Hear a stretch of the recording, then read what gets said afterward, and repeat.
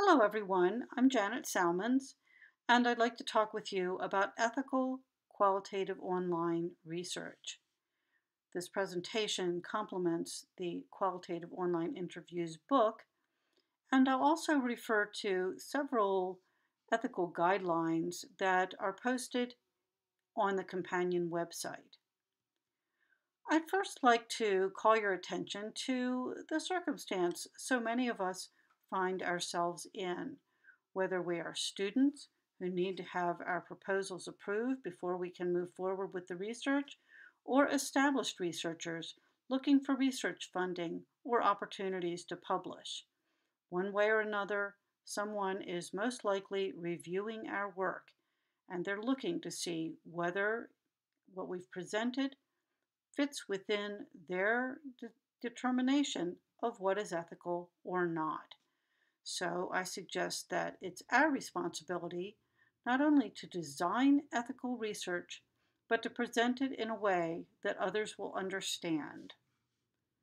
To do so, I think the e-interview research framework introduced in Qualitative Online Interviews is a useful tool because it reminds us that every part of the research design and the conduct of the research is interrelated, and each decision made influences other aspects of the research. And nowhere is this more prominent than in the area of ethics, which touches every part of the study, and not only at the research design stage, but throughout. So first, let's think about how we collect data in online qualitative research. And in each of these types of data collection that commonly used by qualitative researchers, there are a number of different kinds of ethical considerations. And while this book is focused on online interviews, I suggest that online those interviews may also relate to other kinds of data collection, and in fact, these areas may not be so discrete or neatly distinguished online. There are a lot of overlaps. Online interviews will also most likely include some kinds of observations and/or review of user-generated material from the participants. So, where we make the distinctions between the interviews, observations, and documents or posts will impact issues of consent, the types of observations we might do, and of course, throughout the research design and analysis. Today, I'm focusing on interview research with consenting participants, with the understanding that we may want to observe participants' interactions on social media, blogs, or websites, or use content they've posted to learn more about them and complement the interview. So to do so, I think there are many issues, and I've grouped them into 5 interrelated themes. Participant issues relate to online sampling and recruiting to find, screen, and select appropriate research participants, and to respect them throughout the research process. Identity issues relate to not only the identity, anonymity, and/or privacy of the participant, but also of the researcher. Research site issues relate to the setting for the study, or the place where we might observe participants.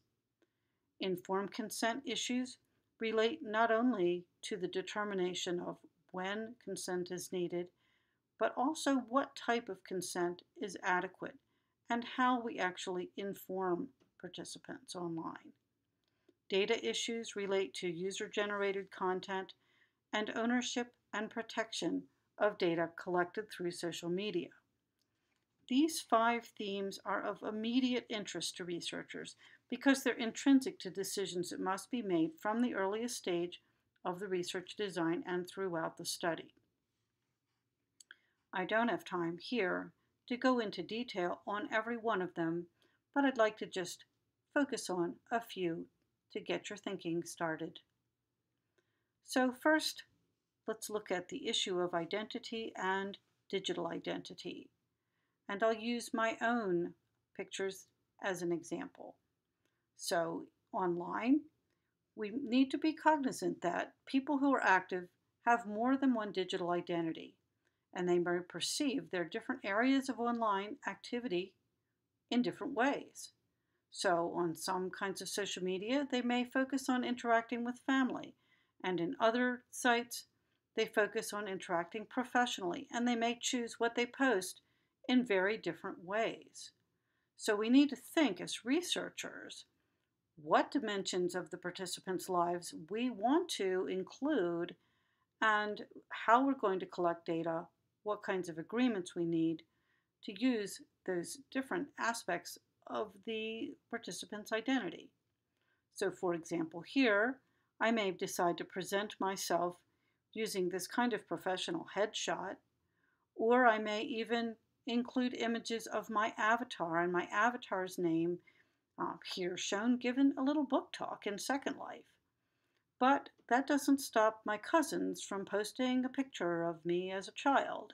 And so, if a researcher were studying me, how would I feel about the use of such kinds of, very personal, family-oriented images that are, certainly in contrast to the way I might present myself professionally? And for that matter, do I give permission to use my avatar's name? These are all questions to think about. CASRO's guidelines, designed primarily for marketing researchers, do a nice job, I think, of pointing to some of the responsibilities we have as researchers to be transparent and to clearly represent our activities, purposes, and our own identities when contacting or interacting with potential research participants, and to make clear whatever policies we're working with, which could include policies from our institutions, so that participants know what to expect. Of course, there's lots more about this in the book, but I'd like to just, leave you with a few questions about identity to think about and discuss.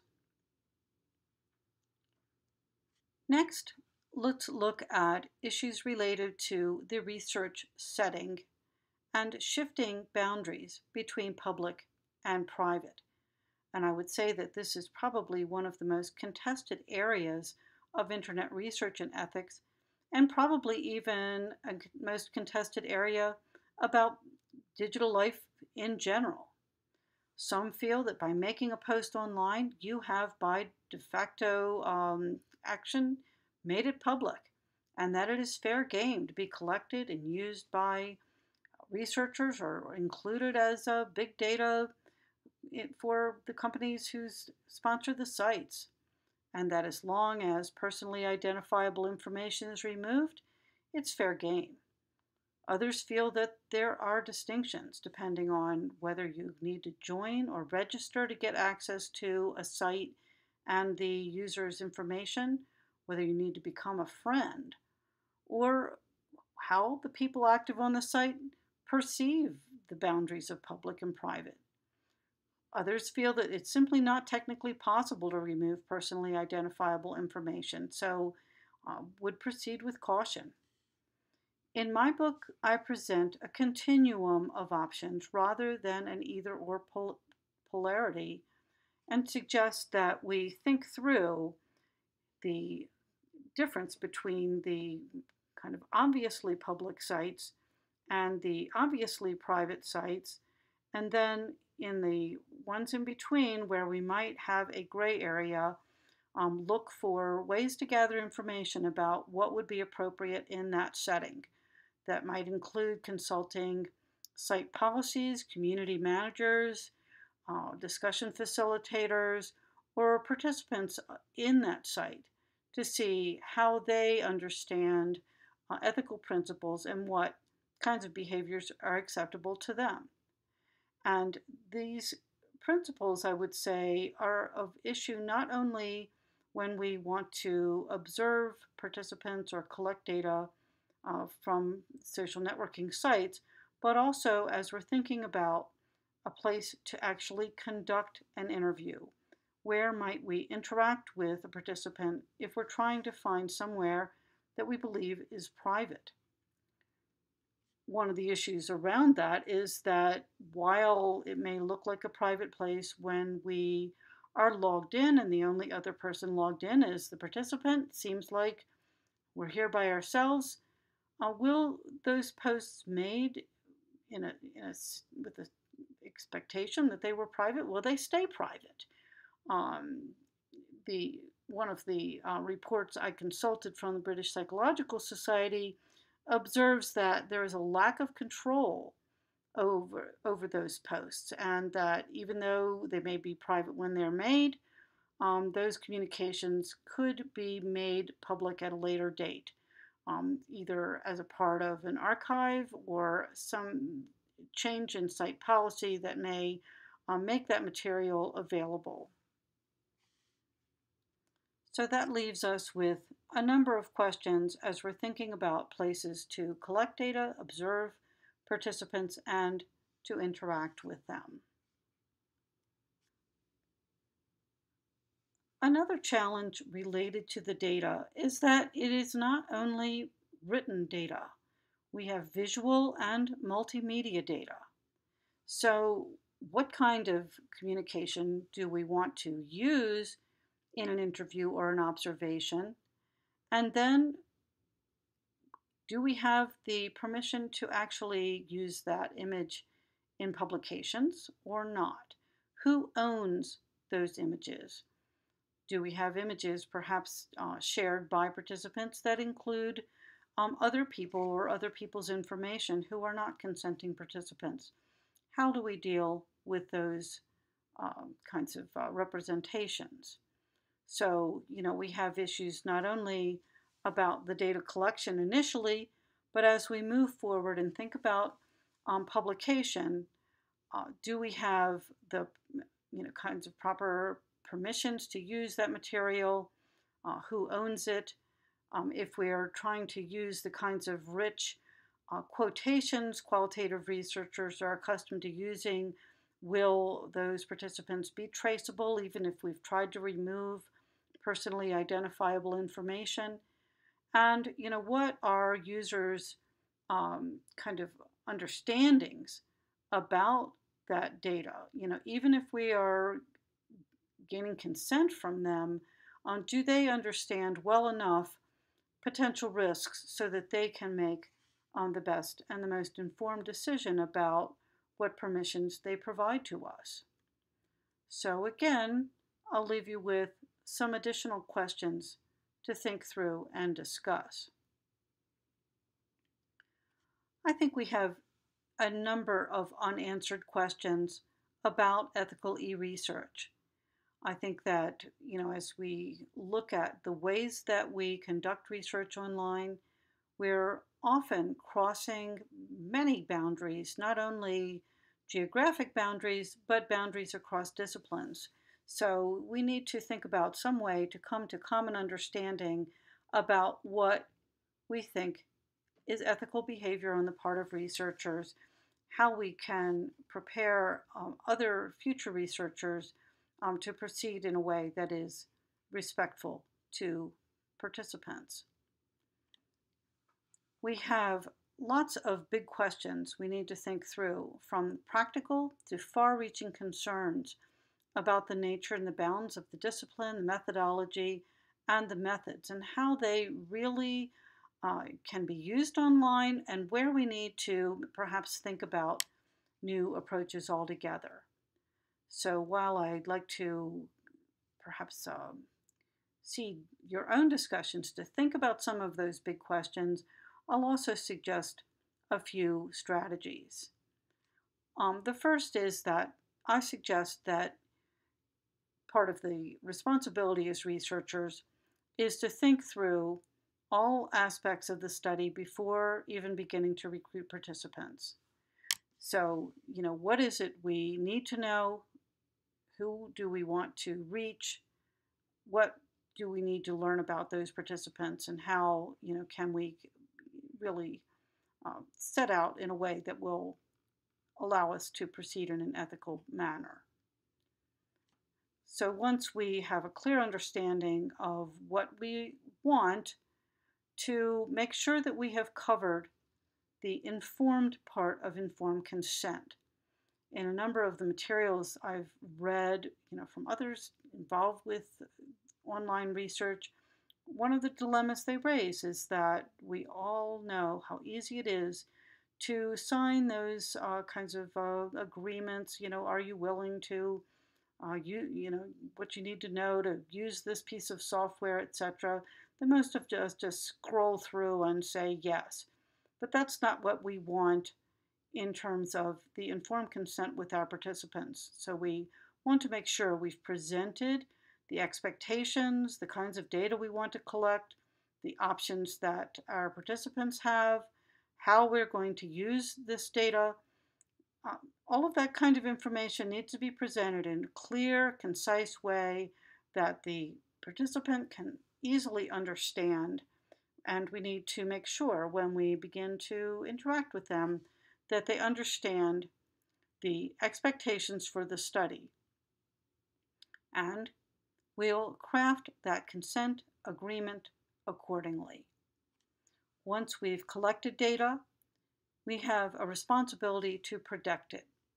And so, as we're choosing a place to conduct interviews and think about that continuum of public to private, are we looking at an interview on a site where we do not have the ability to delete the records because it is a part of a commercial social networking site? Then we may want to think twice about that and perhaps select a different technology that allows us to protect and download the records of the interview and then to delete them. And finally, to ask and discuss. Use reflexivity and collaborative thinking to address questions not covered in relevant guidelines. We can't expect that no matter how clear the materials may be. And again, I'm posting a number of useful materials that you can consult, but no matter how good they may be, they're not going to answer every single question, especially in a rapidly changing environment. So talk with other researchers, share the lessons you've learned. Be a contributor. When you're writing an article, step back and actually discuss the choices you've made, the rationales, and how it turned out. You can be a part of the solution as you move forward with your own research. So finally, again, I think that we have responsibilities as online researchers to think through and really be clear about what we feel is right and fair and good online research, and to discuss the issues. And for those of us who teach or work with other upcoming researchers, guide them accordingly and give them the opportunity to think through these questions as well. I hope this will be useful to you and that you can learn more, not only from Qualitative Online Interviews, but also from additional materials I'll continue to post. I hope that you have a successful and ethical study.